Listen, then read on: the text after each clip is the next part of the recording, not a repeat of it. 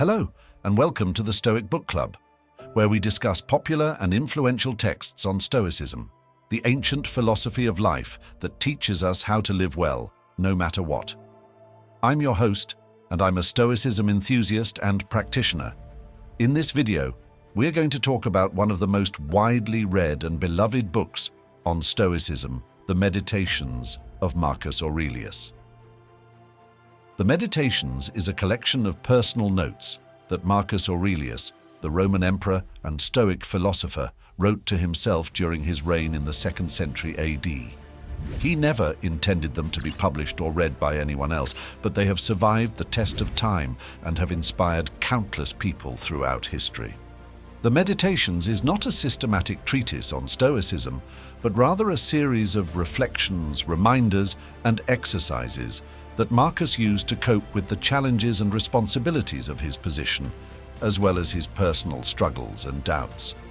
The Meditations is a unique and intimate glimpse into the mind of one of the most powerful and virtuous men who ever lived, and a practical guide for anyone who wants to follow his example and live a more stoic life.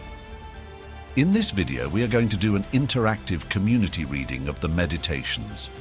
We will read some selected passages from the book, and then we will discuss their meaning, relevance, and application to our own lives. We will also invite you, the viewers, to share your thoughts, questions, and insights in the comments section below. This is a great opportunity to learn from each other and to deepen our understanding and appreciation of this amazing book and of Stoicism in general. So let's get started. The first passage we are going to read is from Book 2, Chapter 1. Begin the morning by saying to yourself, I shall meet with the busybody, the ungrateful, arrogant, deceitful, envious, unsocial. All these things happen to them by reason of their ignorance of what is good and evil.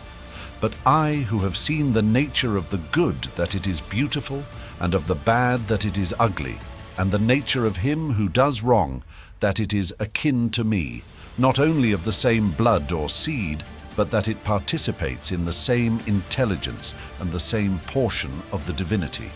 I can neither be injured by any of them, nor no one can fix on me what is ugly, nor can I be angry with my kinsman, nor hate him. For we are made for cooperation, like feet, like hands, like eyelids, like the rows of the upper and lower teeth.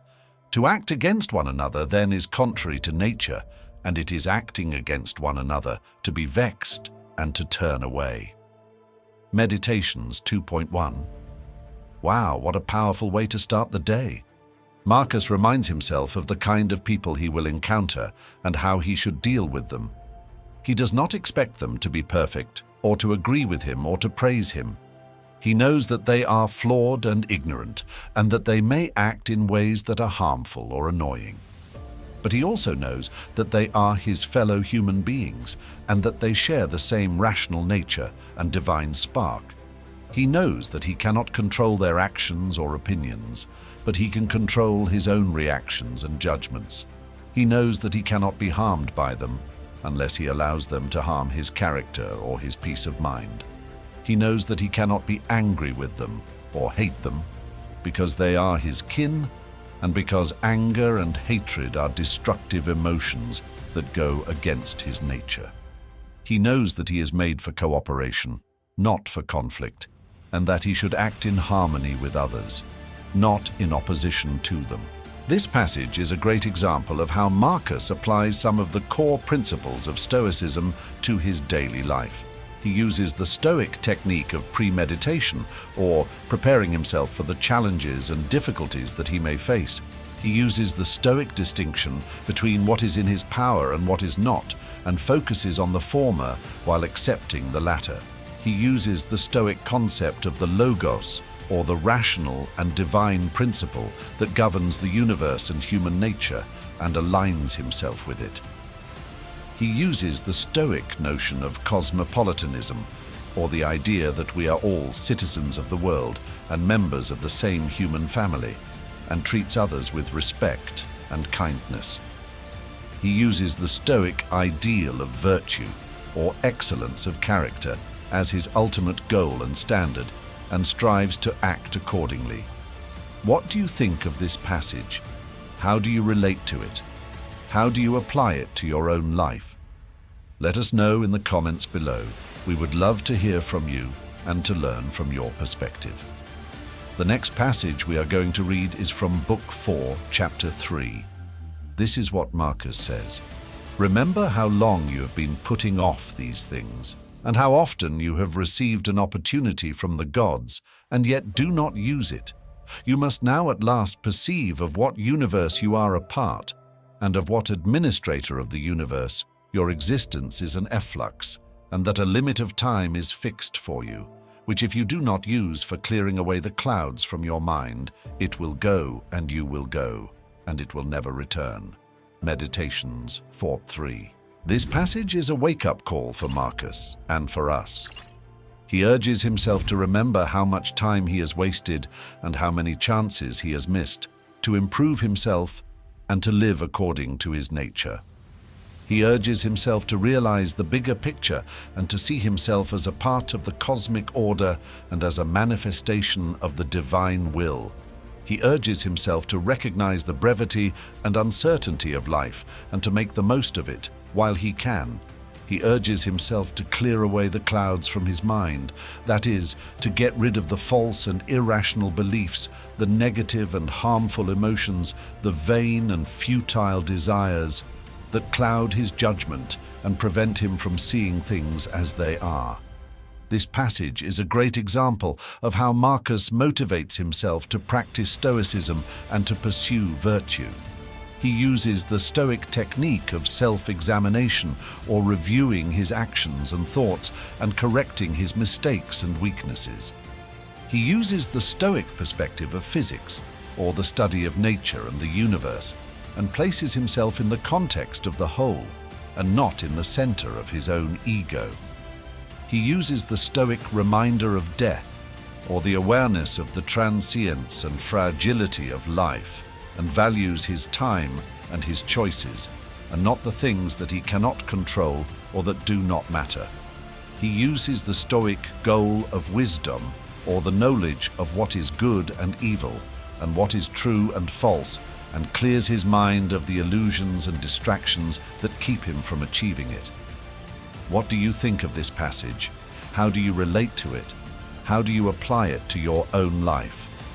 Let us know in the comments below.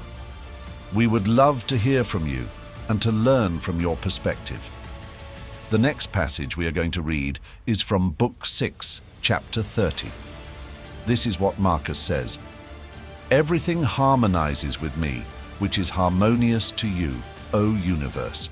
Nothing for me is too early or too late, which is in due time for you. Everything is fruit to me, which your seasons bring, O nature. From you are all things, in you are all things, to you all things return. The poet says, Dear city of Cecrops, and will not you say, Dear city of Zeus? Meditation 6:30.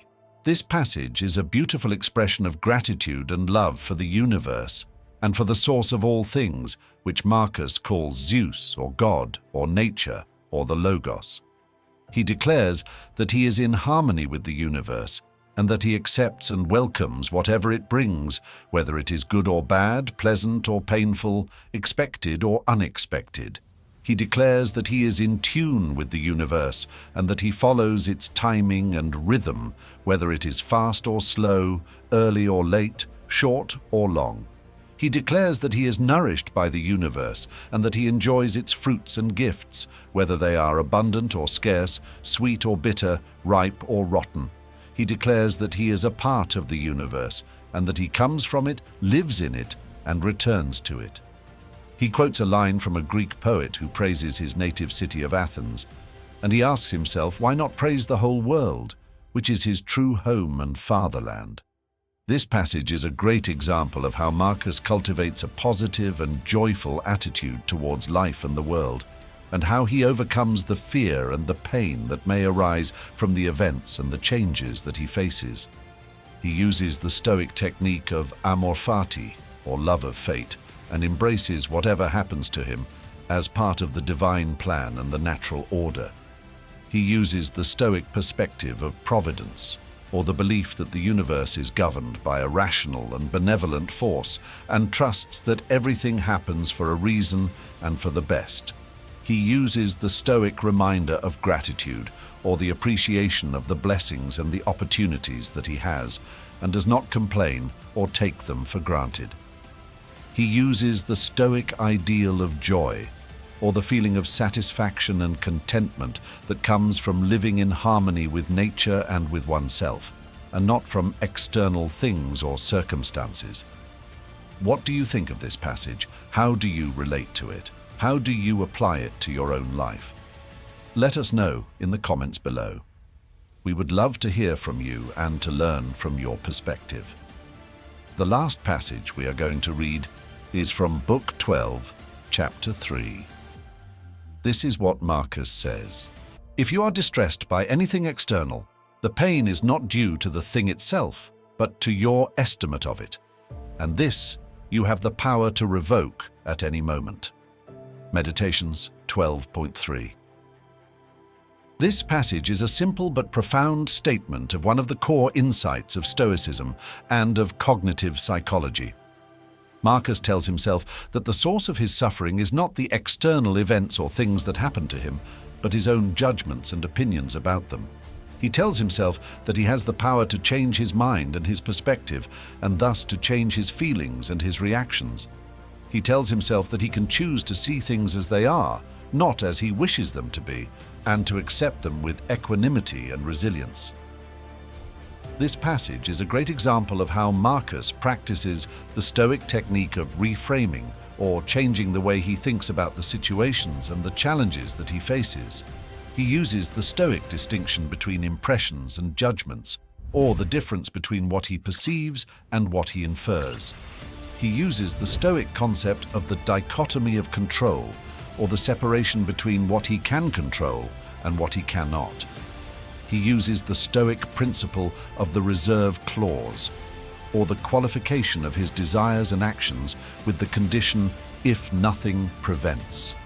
He uses the Stoic goal of tranquility, or the state of calmness and composure that comes from living in accordance with reason and nature. What do you think of this passage? How do you relate to it? How do you apply it to your own life? Let us know in the comments below. We would love to hear from you and to learn from your perspective.